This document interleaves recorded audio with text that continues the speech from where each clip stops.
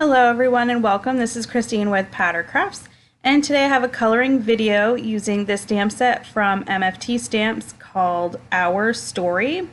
I am doing a voiceover, so if there's like a lot of hand gestures, it's because I initially recorded this like I wasn't going to do a voiceover, but my dog wasn't being very cooperative that day, so he made a lot of noise. So here we are doing the voiceover. So this stamp set is one that I have wanted for a while. I did finally pick it up and I just haven't done anything with it.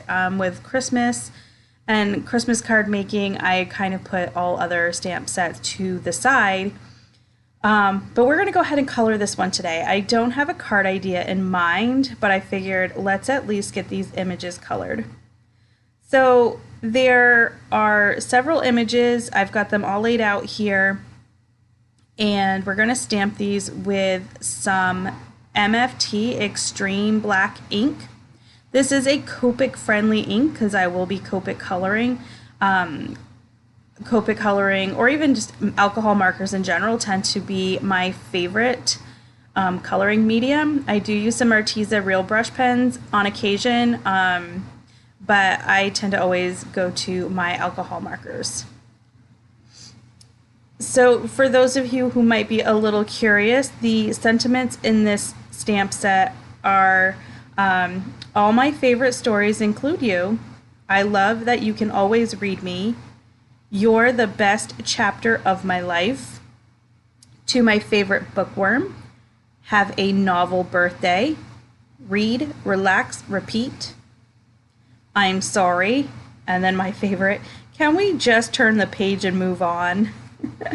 And there's also this book is for. So when I'm coloring in these images, I don't really have a game plan because, like I said, I'm not making a card with them.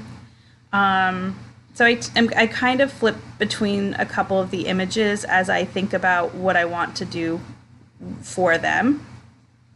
So I colored in the lamp, the pages on the books. I've colored in the flowers and the kitty and the dog.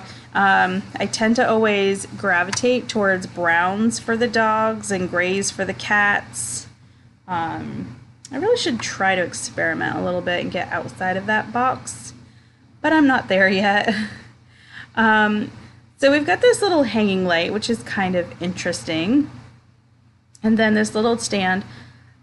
I tried to show the caps so you could sort of see what colors I was using, but sometimes I get so into doing what I'm doing, I forget that I'm filming, especially because during the coloring part, I did have a video playing, so I was kind of watching some Netflix while coloring. And sometimes I just forget. So I apologize. If there's something you really want to know the color combination, I can definitely try to figure that out for you because I tend to just use the same colors.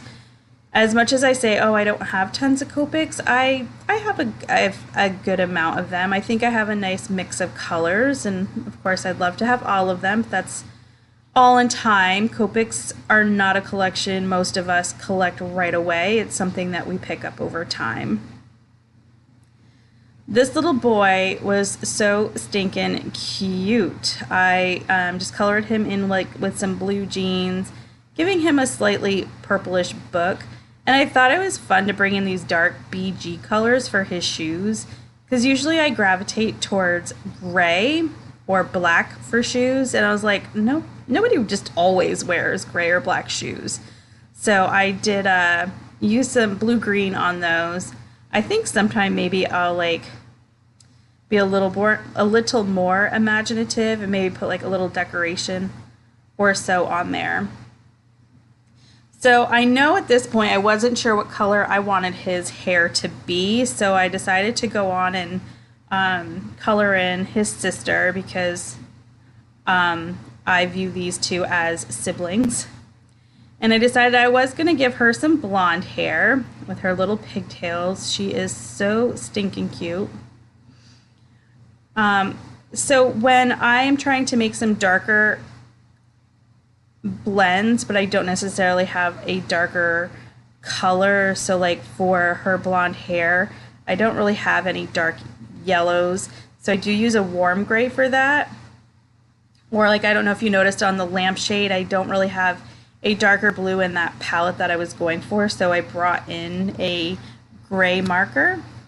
So sometimes, you know, if you don't have a darker color, you can always grab a darker gray if you have those, and then just kind of add that for your shadows and then go back over that with your colors.